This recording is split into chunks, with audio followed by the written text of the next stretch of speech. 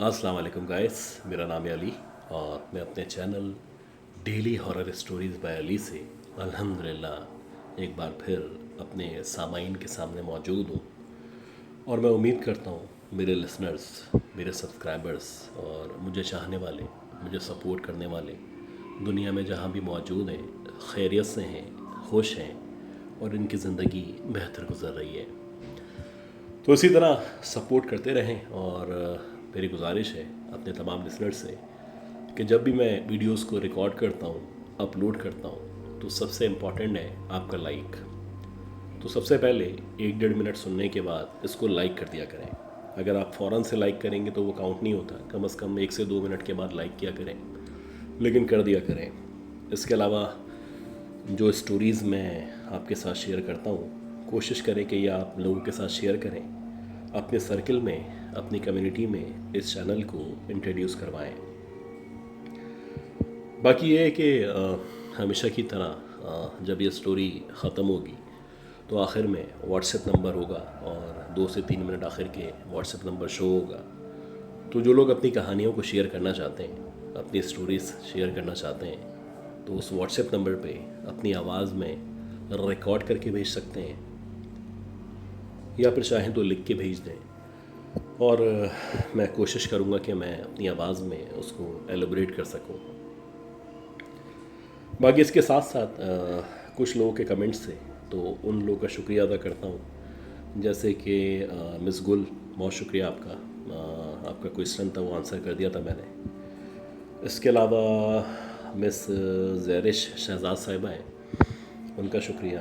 आसिफ इज़हार साहब हैं, वैलेंटाइन डिसूज़ा हैं, ये हमें सपोर्ट करते हैं, रेगुलर लिसनर हैं। मिस सबा अली हैं, बहुत सारी दुआएं हैं इनकी। तो मिस सबा अली का, मिस हिरा का शुक्रिया कि ये लोग सपोर्ट करते हैं। बाबा रज़ीज़ साहब हैं, मिस नाज़िया सलीम हैं, जुनेद भाई हैं। इसके अलावा काशिफ साहब हैं, अतिया तौसीफ़ साहिबा हैं, वेलकम बैक, काफ़ी अरसे के बाद इन्होंने कमेंट किया है। सनी भाई हैं, रेगुलर सपोर्ट करते हैं। और सनी भाई, मैंने आपके क्वेश्चन का आंसर कर दिया था। डेफिनेटली वर्ल्ड कप जो चल रहा है आपको पता है, तो मैं मोरक्को को सपोर्ट कर रहा हूँ। मेरा पर्सनल इंटरेस्ट है और मुझे पसंद है वो मुल्क, तो मैं उसको सपोर्ट कर रहा हूँ और अल्लाह करे वो जीते। बाकी अज़हर हुसैन साहब हैं और नबीला ज़िशान साहिबा हैं, आसिफ़ ख़ान हैं, और इसके अलावा यासिर भाई हैं, बहुत शुक्रिया आपका। सैयद मुमताज़ साहब हैं। तो आप तमाम लोगों का शुक्रिया जिन लोगों ने कमेंट्स किए, मुझे सपोर्ट किया। इसी तरह कमेंट्स करें। कमेंट्स करने से, लाइक करने से जो आपका चैनल है इसको रिकमेंड किया जाता है यूट्यूब की तरफ से, तो आपकी सपोर्ट ज़रूरी है। और बाकी मैं चाहता हूँ कि हमेशा ना सिर्फ सपोर्ट करें, बल्कि आपकी स्टोरीज़ जो है ना वो मेरे साथ शेयर करें, क्योंकि देखें स्टोरीज़ होंगी तो ये चैनल चलता रहेगा, स्टोरीज़ नहीं होंगी तो फिर मैं आपको क्या सुनाऊँगा। खैर, किस्सा मुख्तसर, आज की ये जो कहानी है ये शुमाइल फ़ारूक साहब की कहानी है। और ये कहानी मैं आपको बता दूं कि ये 2003-2004 की कहानी है। और ये बताते हैं कि उस दौर की कहानी है कि जब हम लोग मलीर के अंदर, एयरपोर्ट के सामने, आई थिंक मॉडल कॉलोनी के अंदर रहा करते थे। अब ये जो घर था, वैसे तो एक सही घर था, अच्छा घर था, लेकिन क्योंकि इनकी फैमिली ग्रो कर रही थी माशाल्लाह, और शादी वगैरह भी होने वाली थी, इनकी भी, इनके भाई की भी, तो इन्होंने एक गुलिस्तान जौहर ब्लॉक 3 के अंदर, 3 लिखा है या 13 लिखा है, मैं माजरत चाहता हूँ, वहाँ पे एक बंगला देखा। और इनका ये ख्याल था कि जो इनका मॉडल कॉलोनी वाला घर है ये उसको सेल कर देंगे, और सेल करने के बाद ये वहाँ पे शिफ्ट हो जाएंगे। तो आपको पता है कि ये एक प्रोसेस होता है घर को चेंज करना, एक लंबा प्रोसेस है। आप उस घर को देखते हैं, जाते हैं, फैमिली को दिखाते हैं, डॉक्यूमेंटेशन कंप्लीट होती है, फिर उसको सेल करते हैं। खैर, किस्सा मुख्तसर ये बताते हैं कि वो बंगला हमें पसंद आ गया और हमने उसका सौदा कर लिया। अब यहाँ से हमें पैसे मिले और हमें कुछ टाइम मिला और वहाँ पे हमने पैसे दे दिए। अब बात कुछ इस तरह से थी कि हमें इस घर से उस घर में ही जाना था। हम नहीं चाहते थे कि बीच में कहीं और जाएं। जैसे कि नॉर्मली होता है कि आप एक घर से दूसरे घर जाते हैं तो कुछ कंस्ट्रक्शन करनी होती है, कुछ काम करना होता है, तो आप लोग डिले किया करते हैं। लेकिन इनका सीन ये था कि इनको बस वहीं जाना था, ऐसा सच कोई इतना काम नहीं था उस घर के अंदर। तो ये बताते हैं कि जब यहाँ से उस घर में जाने की या शिफ्ट होने की तैयारी हो रही थी, वो घर तो खाली था या खाली हो चुका था, तो मैं वहाँ जाता था। जो भी रंगो रोगन है वहाँ पे, जो भी बेसिक काम करवाना था वो करवाया करता था। अब ये एक बड़ा बंगला था, बड़ा घर था, और जैसे कि आमतौर पे होता है कि आप घर के अंदर एंटर होते हैं तो सामने एक छोटा सा बाग होता है, या जिसे गार्डन कह सकते हैं। सामने फिर उसके रूम मौजूद थे, बैक साइड पे गैलरी थी, और वहाँ पे भी कुछ दरख्त वगैरह मौजूद थे। यानी एक अच्छा खासा बड़ा घर था, और ग्राउंड प्लस वन था। वन इस तरह से था कि ऊपर एक या दो कमरे मौजूद थे।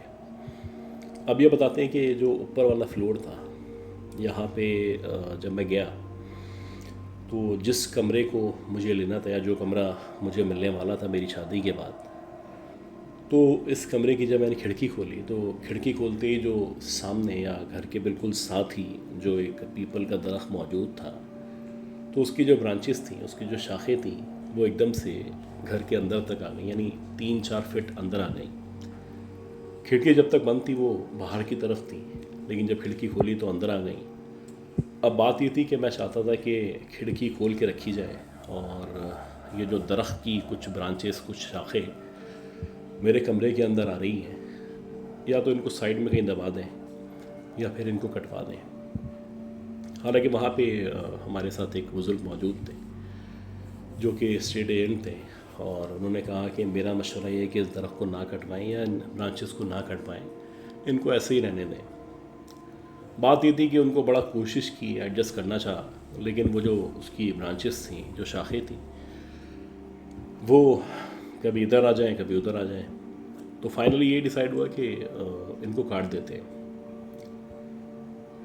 अब ये मेरा अपना ज़ाती फ़ैसला था, और घर वाले भी इस मामले में ज़्यादा बोलते नहीं थे। उनको पता था मैं जो करूँगा बेहतर ही करूँगा। खैर, ये बताते हैं कि मैंने एक दरख्त काटने वाले आदमी को पकड़ा और उसको लाके बोला कि भाई ये काट दो, मतलब जो हिस्सा खिड़की के ज़रिए अंदर आता है उसको काट दो। और ऐसे ही हुआ कि मेरे कहने पे उसने 1-1.5 घंटे के अंदर अंदर इसको काटा। काटने के बाद वो जो हिस्सा निकला था उसको नीचे ही फेंका, और यहाँ से पैसे वगैरह लेके रवाना हो गया। लेकिन वो जाते जाते जब वो यहाँ से जा रहा था तो उसने मुझे कहा कि साहब, मेरे ख्याल में आपने गलती कर दी है, आपको उसको कटवाना नहीं चाहिए था। अच्छा, अब ये बड़ी अजीब बात थी, और बात कुछ इस तरह से है कि अगर ऐसी कोई बात उसने फ़ील की थी तो पहले बतानी चाहिए थी। खैर, ये बताते हैं कि एक दफ़ा ऐसा हुआ कि बहुत ज़्यादा काम था, यानी कुछ काम करवाना था, मज़दूर यहाँ पे रुके हुए थे। तो मैंने भी ये सोचा कि मैं भी रुक जाता हूँ, मज़दूर नीचे सो जाएंगे और मैं ऊपर जो मेरा रूम है वहाँ पे तकिया वगैरह डाला हुआ था, एक छोटा सा पलंग था, तो उस पर लेट जाऊँगा। अब ये बताते हैं कि मैं उस पलंग के ऊपर लेट गया, और रात के तकरीबन 2:30-3 बजे का टाइम था। मेरी आंख लग चुकी थी कि मुझे ऐसा लगा जैसे कुछ अजीब सी, जैसे झिंगर की आवाज़ होती है ना, उस तरह की आवाज़ कमरे के अंदर से महसूस हो रही है। और एक छोटा सा बल्ब जल रहा था, जैसे ज़ीरो का बल्ब जलता है। तो मेरी आँख खुली और मैंने आगे पीछे देखा, तो मुझे मुसलसल बहुत करीब से उस झिंगर की आवाज़ आ रही थी। खैर, मैं उठ के बैठा, और उठ के बैठने के बाद जब मेरी नज़र एग्जैक्टली उस खिड़की की तरफ पड़ी जिसके बाहर वो दरख्त मौजूद था, तो कुछ अजीब मंज़र मेरी आंखों के सामने मौजूद था। मैंने देखा ये जो खिड़की है, इस खिड़की के ऊपर एक बच्ची जो कि महज 8 या 10 साल की होगी, वो बैठी हुई है। और ना सिर्फ बैठी हुई है, बल्कि अजीब बात ये थी कि वो कुछ अजीब तरीके से पाँव मेरे कमरे के अंदर करके बैठी हुई थी। उसके जो बाल थे वो इस तरह से उसके मुंह के आगे आए हुए थे, यानी आधा मुंह दिखाई दे रहा था और आधा मुंह छुपा हुआ था। लेकिन उसकी बॉडी, उसके स्ट्रक्चर को देख के ऐसा एहसास हो रहा था जैसे कोई बच्ची है। उसके पाँव बाकायदा ज़मीन को छू रहे थे, हालांकि वो खिड़की पे बैठी हुई थी। और एक अजीब कैफियत थी कि मतलब उसकी बॉडी साइज़ या उसकी जिसामत से वो बच्ची लग रही थी, लेकिन पाँव बहुत लंबे थे उसके। और उस बच्ची को मैं देख ही रहा था कि वो एकदम से नीचे उतरी, यानी उसने मेरे कमरे के अंदर उस जगह से जंप मारी और खड़ी हो गई। अब जब वो खड़ी हुई तो आप यकीन करें कि उसके जो बाल थे वो थोड़े से पीछे हुए, यानी कि ऐसा लगा जैसे उसने ख़ुद किए हैं या फिर शायद हवा से उसके बाल उसकी आंखों के सामने से हटे। अब जब मैंने इस तरह से देखा और जब मैंने उसके पूरे चेहरे को देखा, उसकी आंखों को देखा, तो पहली बात तो ये थी कि उसकी आंखों की जगह कुछ मौजूद ही नहीं था। यानी उसकी जो आंखें थीं, उन आंखों की जगह घड़े मौजूद थे और ऐसा लग रहा था जैसे उसकी आंखों को हाथ डाल के या किसी चीज़ से निकाल लिया गया है। एक अजीब शैतानी मुस्कुराहट उसके चेहरे पे मौजूद थी। और सबसे अहम बात यह कि वो जिस तरह से देख के मुझे मुस्कुरा रही थी, मुझे लग रहा था कि जैसे कुछ ना कुछ करने वाली है। अच्छा, जब मैंने उस बच्ची को देखा और उस बच्ची को देखने के बाद मैंने थोड़ा सा अंदाज़ा लगाया कि ये इंसान नहीं है, तो मैं एकदम से पीछे हटा। अब जैसे ही मैं पीछे हटा तो अल्टीमेटली मुसलमान है, तो मेरे जहन से एक मतलब एकदम से मेरे मुंह पे ज़बान पे बिस्मिल्लाह आयतल कुर्सी चलना शुरू हो गई और जो भी मुझे सूरत आती थी, रिमाइंड हो रही थी, वो मैंने पढ़ना शुरू कर दी। अब जैसे ही मैंने कुरान पाक की तिलावत शुरू की है तो बच्ची एकदम से पीछे हटी और जल्दी से वो सीढ़ी के यानी उस खिड़की के ऊपर चढ़ी और उसने बाहर की तरफ जंप लगा दी। और जैसे ही उसने जंप लगाई तो ऐसा लगा जैसे वो नीचे नहीं गिरी है, बल्कि शायद हवा के अंदर तहलील हो चुकी है। और ये इतना क्लियर मंजर था, बिल्कुल, यानी इससे इनकार मुमकिन नहीं था। जो कुछ मैंने देखा था ये रियल था। खैर, मैं जल्दी से उस छत के रास्ते सीढ़ियों से होता हुआ नीचे आया तो इत्तफाक एक दो मज़दूर जाग रहे थे। उन्होंने जब मुझे देखा तो पूछने लगे कि साहब खैरियत तो है। अब आप अंदाज़ा लगाएं कि आपके साथ कुछ ऐसा हो जाए और आपसे पूछा जाए कि सब खैरियत तो है।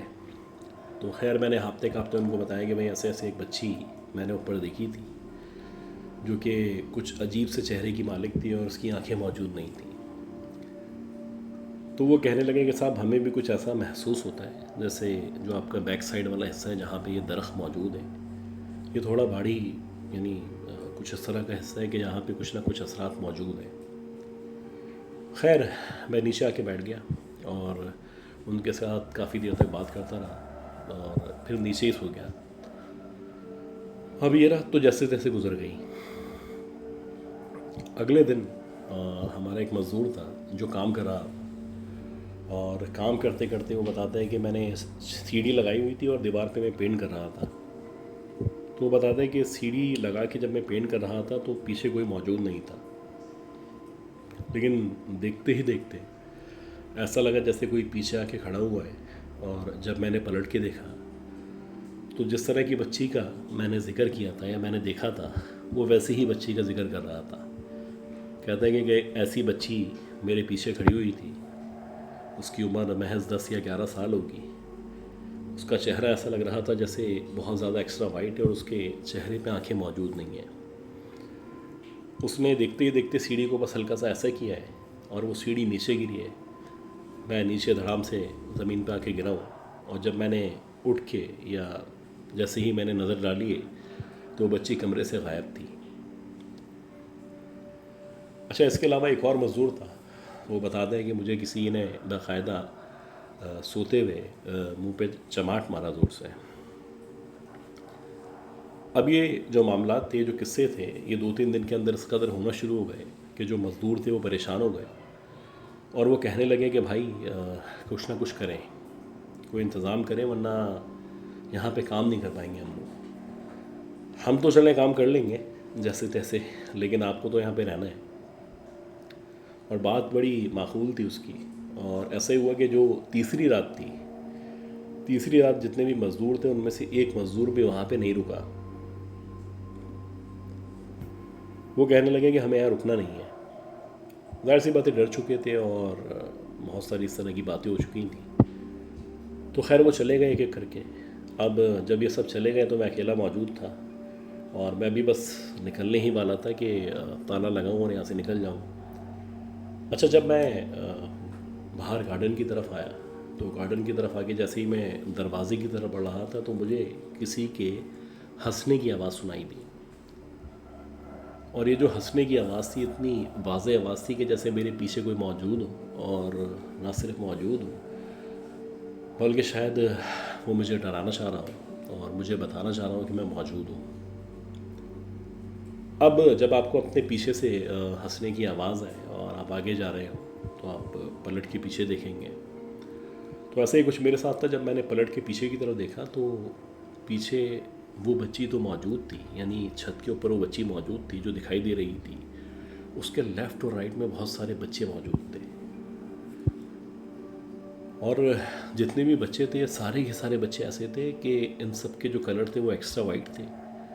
सबकी आंखें ऐसा लग रहा था जैसे निकाल ली गई हो।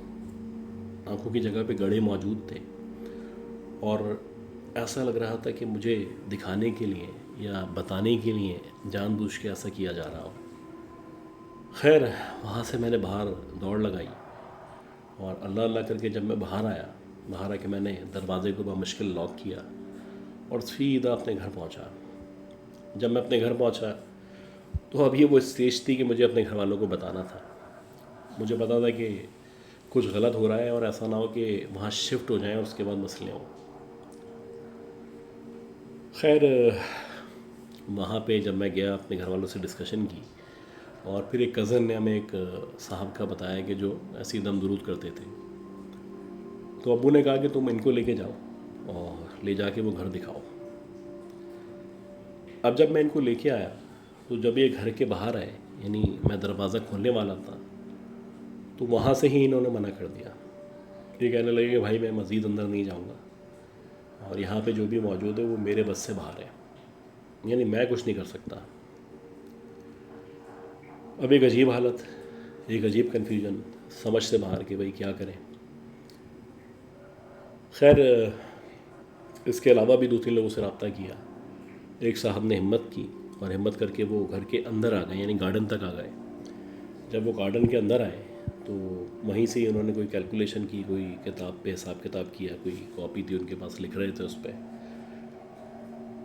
तो वो कहने लगे कि भाई तुम ये बताओ कि यहाँ पे तुमने कोई इस तरह का काम किया है, कोई उखाड़ पछाड़ की है, कोई ऐसा काम किया है कि जिससे वो मखलूक़ात डिस्टर्ब हो जो यहाँ मौजूद थी।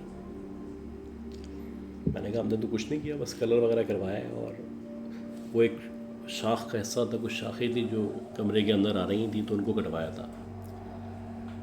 खैर ये जो साहब थे बड़े साहिब शऊर थे और इनको अंदाज़ा हो चुका था कि मामला वहीं से शुरू हुआ है जब मैंने दरख्त कटवाया है। अब इन्होंने अपने तौर पे कहा कि अभी हम चलते हैं, मैं अपने भी उस्ताद के पास जाऊंगा, यानी इनके भी जो उस्ताद थे मैं उनके पास जाऊंगा, उनसे डिस्कस करूंगा कि अब क्या करना है। अब उनके जो उस्ताद थे वो एक पहुँचे हुए आदमी थे। तो वो बताते हैं कि जो मेरे उस्ताद थे, मैं उनके पास गया, उनको मैंने बस घर का एड्रेस बताया और उन्होंने मुश्किल से 30 सेकंड के अंदर बता दिया कि भाई वहाँ पे जो दरख्त को काटा है ये बड़ा गलत काम कर गए। वहाँ पे पूरा जन्नात का एक कबीला रहता है और अब ये वहाँ पे इन लोगों को रहने नहीं देंगे। अगर ये वहाँ पे शिफ्ट भी हो जाएंगे तो उसके बावजूद भी इनका वहाँ पे रहना मुश्किल हो जाएगा। और कम से कम मेरे उस्ताद के पास भी इतनी ताकत नहीं है कि वो इनको हटा सके। अब सौदा कर चुके थे, सारे मामला हो चुके थे, अपना घर बेच दिया था, एक अजीब आलम था। बहरहाल घर वालों ने यही डिसाइड किया कि कोई जानी नुकसान हो, कोई मसला हो, इससे बेहतर है कि हम कहीं किराए पे चलते हैं और इस प्रॉपर्टी को बेचते हैं। और उसके बाद जो कि हमारे माशरे में होता है, इन्होंने भी वही किया कि कोई पार्टी इनको मिली तो इन्होंने कुछ कम पैसों में उस मकान को बेच दिया और जैसे कि हमारे माशरे में बताया नहीं जाता कि इस घर में मसला है, क्योंकि अगर बताएंगे तो फिर वो सेल नहीं होगा। खैर ये बता दें कि हमने उस मकान को बेचा और बेचने के बाद कुछ पैसों का नुकसान भी हुआ। फिर वहाँ से हमने कहीं और घर ले लिया। अब जो लोग वहाँ पे गए थे तो उन लोगों ने भी फिर इसको बेच दिया था। खैर इस तरह के बहुत सारे किस्से, बहुत सारी कहानियाँ हैं और एक स्टोरी है, मैं कोशिश करूँगा कि कल आपके साथ शेयर करूँ। ये स्टोरी बड़ी ज़बरदस्त स्टोरी है और ये भी एक दरख्त की स्टोरी है और इससे मिलती जुलती स्टोरी है। उम्मीद करता हूँ ये स्टोरी, ये कहानी आपको पसंद आई होगी और मेरे वेल विशर्स, मेरे चाहने वाले नंबर नोट कर लें और अपनी स्टोरीज़ को शेयर करें। दुआ करें कि अल्लाह ताला मुझे यानी सैयद उमैर अली को, मेरे सब्सक्राइबर्स को, मेरे चाहने वालों को, मेरी फैमिली को, हम सबको सेहत दे, ज़िंदगी दे और हमारे तमाम कामों में आसानियाँ फरमाए। अगली अपलोड तक के लिए अपना ख्याल रखिएगा। अल्लाह हाफ़िज़।